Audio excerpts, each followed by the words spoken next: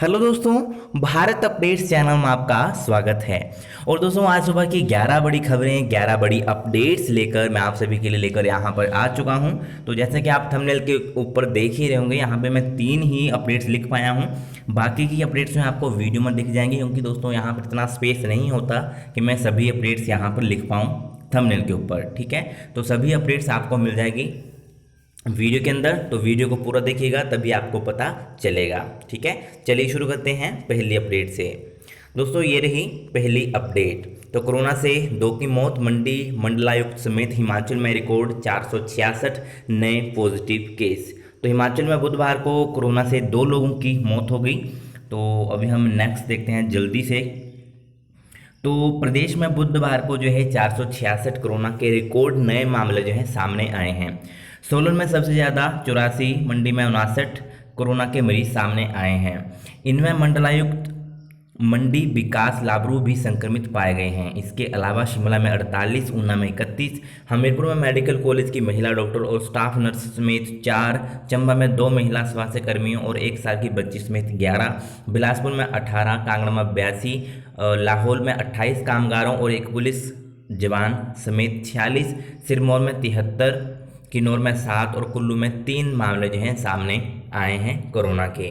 तो ये थी दोस्तों कोरोना की लेटेस्ट अपडेट हिमाचल की। और जल शक्ति मंत्री की रिपोर्ट जो है, महेंद्र सिंह जो हैं, उनकी रिपोर्ट अभी नेगेटिव आई है। मंत्री ने इसकी जानकारी सोशल मीडिया में शेयर की है और ये भी एक इम्पोर्टेंट अपडेट है दोस्तों।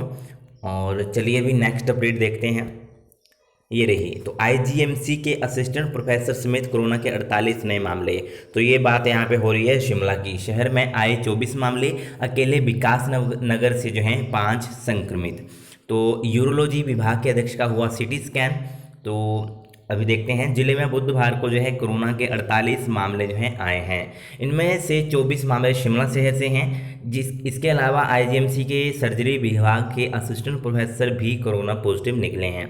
इसके अलावा सर्जरी विभाग के यूनिट 3 में दाखिल महिला, कार्डियोलॉजी विभाग और कैंसर अस्पताल में भर्ती महिला भी पॉजिटिव आई हैं। इन्हें देर शाम जो है आइसोलेशन वार्ड में शिफ्ट किया गया है। तो ये भी एक इम्पोर्टेंट अपडेट है दोस्तों। और राजधानी शिमला में जो है बुधवार को कोरोना के 24 मामले आए हैं। इनमें से सबसे अधिक मामले विकास नगर से आए हैं। तो चलिए अभी नेक्स्ट अपडेट दोस्तों देखते हैं। तो 24 घंटे में 82,961 संक्रमित हुए ठीक, लेकिन 1,290 की गई जान। तो दोस्तों, ये जो अपडेट है ये है पूरे इंडिया की। पहले मैं आपको बता चुका हूँ ओनली एचपी की अपडेट, और ये है पूरे इंडिया की। तो देश में 10 लाख के करीब सक्रिय केस, 39.42 लाख स्वस्थ। तो कोरोना के तेज प्रसार के बीच ठीक होने वाले मरीजों की संख्या भी तेजी से बढ़ रही है। केंद्रीय स्वास्थ्य मंत्रालय ने बुधवार सुबह 8 बजे तक के आंकड़ों को जारी करते हुए बताया कि पिछले 24 घंटे में देश भर से 82,961 मरीज जो हैं स्वस्थ हुए हैं। साथ ही 11,16,842 सैंपल की जांच की गई है और 90,123 में संक्रमण की पुष्टि हुई है, जबकि रिकॉर्ड 1,290 मरीजों की मौत हुई। सबसे ज़्यादा 515 लोगों की मौत महाराष्ट्र में हुई है। तो ये दोस्तों पूरी इंडिया की कोरोना अपडेट, ये भी आपको मैंने बता दी। और अभी यहाँ पे देख लेते हैं। तो चलिए अभी नेक्स्ट देखते हैं। ये मेन मैंने आपको बता ही दी अपडेट। ठीक है, चलिए नेक्स्ट अपडेट दोस्तों देखते हैं अभी।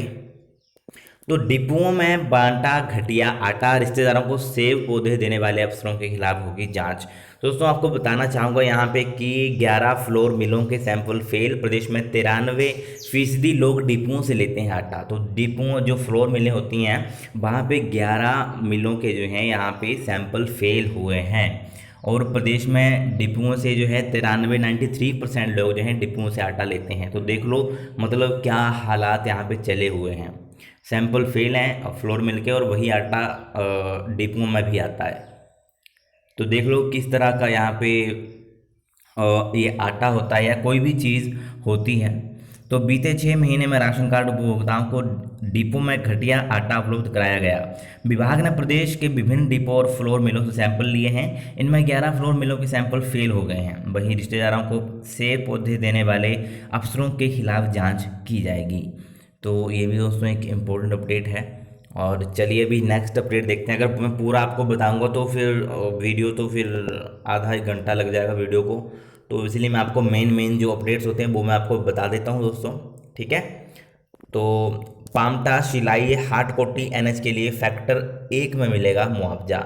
चलिए नेक्स्ट अपडेट अभी देखते हैं। तो राजधानी में होटल खोलने की तैयारियां शुरू, कमरों में किया जा रहा रंग रोगन।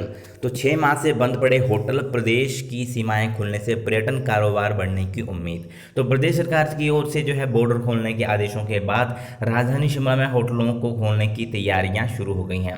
करीब 6 महीने के बाद होटलों के ताले खुले हैं। होटल संचालकों ने होटल में साफ सफाई और रंग रोगन का काम शुरू कर दिया है।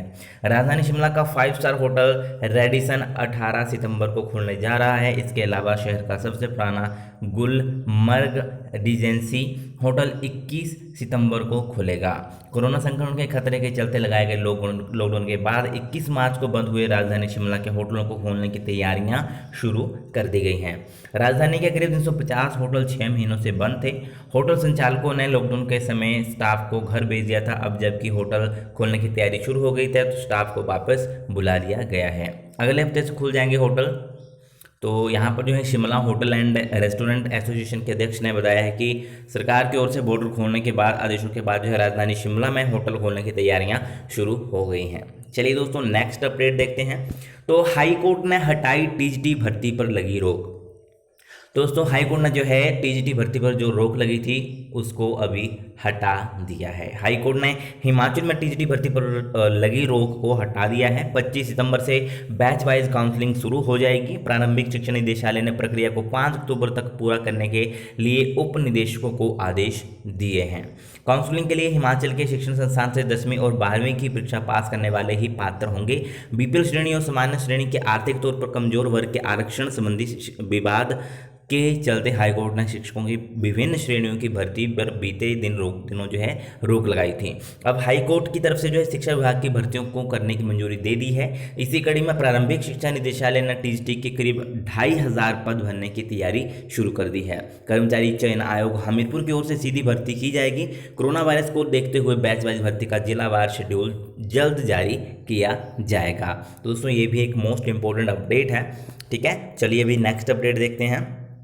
परीक्षार्थियों के लिए चलाएं अतिरिक्त बसें। तो यहाँ पे जो है विश्वविद्यालय में चल रही पीजी पोस्ट ग्रेजुएशन की जो एग्ज़ाम है उसके लिए सुबह के टाइम जो है पहुँचने में छात्रों को भारी परेशानी हो रही है। छात्रों का कहना है कि बसें कम होने से समय पर पहुँचने में दिक्कत हो रही है। तो इसलिए यहाँ पे जो है इन्होंने कहा है, ये जो विश्वविद्यालय इकाई के जो यहाँ पे हैं, इन्होंने कहा कि छात्रों को रोज़ पेश आ रही दिक्कतों का स्थायी समाधान करने की मांग की है।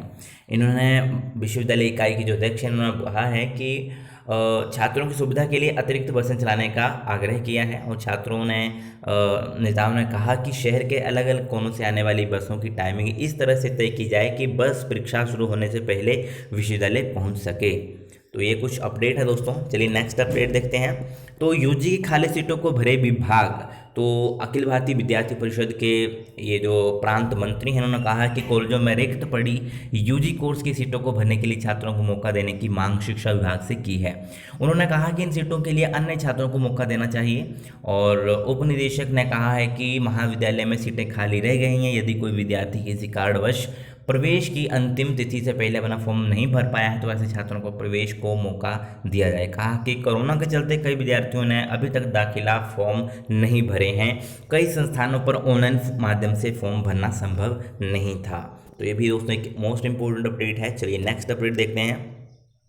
हिमाचल में जो है 15 नर्सिंग कॉलेजों पर गाज गिरना तय। तो हिमाचल में 15 ऐसे नर्सिंग कॉलेज हैं जिनके पास आधारभूत ढांचा नहीं है। ऐसे में इन कॉलेजों की मान्यता खतरे में पड़ गई है। ऐसे नर्सिंग कॉलेजों पर गाज गिरना तय है। स्वास्थ्य विभाग ने इन्हें पहले ही नोटिस जारी किए थे लेकिन राजनीतिक दबाव के चलते इन पर कार्रवाई नहीं हो सकी। अब कैबिनेट की अनुमति के चलते इन पर कार्रवाई संभव है। तो यहाँ पर बहुत सारे कॉलेज हैं, तो अगर उनका आधारभूत ढांचा नहीं होगा तो उनकी मान्यता जो है रद्द कर दी जाएगी। तो ये भी दोस्तों एक इम्पोर्टेंट अपडेट है। चलिए नेक्स्ट अपडेट देखते हैं अभी। तो विश्वविद्यालय की रजिस्ट्रेशन माइग्रेशन शाखा ऑनलाइन, हजारों छात्रों को राहत। अब एक से दूसरे कॉलेज में जाने के लिए नहीं करनी पड़ेगी भागदौड़। तो इंटर यूनिवर्सिटी माइग्रेशन की नहीं मिलेगी अभी सुविधा, बट एक कॉलेज से दूसरे कॉलेज अगर जाना माइग्रेट होना चाहते हो तो वो हो जाएगा आराम से।